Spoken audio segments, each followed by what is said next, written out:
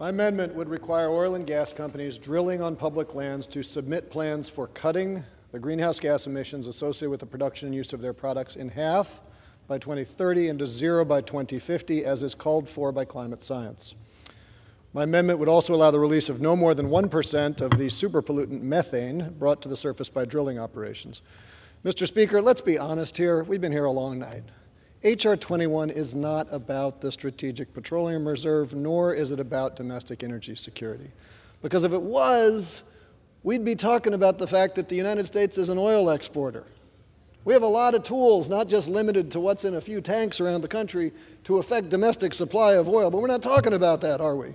We're talking about using the SPR to get a nose under the tent to meet the larger and consistent Republican goal to expand drilling on public lands.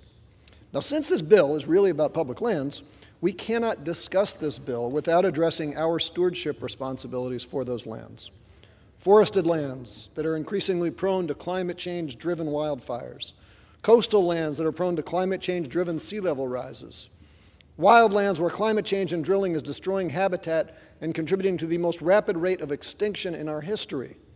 Our stewardship of those lands, Republicans and Democrats, our stewardship of those lands compels us to eliminate the causes of global warming, to stop emitting greenhouse gases. Now, public reporting has shown that Exxon scientists not only knew their products were responsible for climate change in 1977, but they did a really good job of predicting the changes that were going to follow.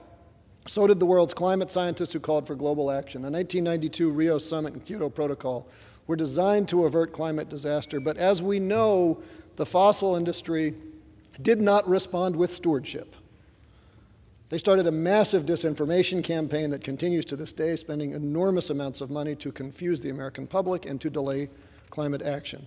Now today, I'll be honest, every major oil company pays lip service to the reality of climate change and the need to address it. Many have even pledged sharp reductions of their direct emissions. But they know that most of their contributions to global warming is downstream. It's what people do with their products, or upstream, the methane that gets released from their production. It would take leadership on their behalf. It would take entrepreneurial vision. It would take stewardship for them to realize that they are experts at giving people useful energy. They are in the business of providing that. They could do that. But instead, they've decided that they just want to be committed to the extraction of oil. So, Mr. Speaker, this amendment just provides an appropriate stewardship of our public lands to this bill. We know from history that the oil companies cannot be trusted to protect those lands. And so it behooves us in this body to require that any expansion of drilling on those lands must be met by a reduction in the gross greenhouse gas emissions associated with drillers' operations. I urge my colleagues to support the amendment, and I yield back.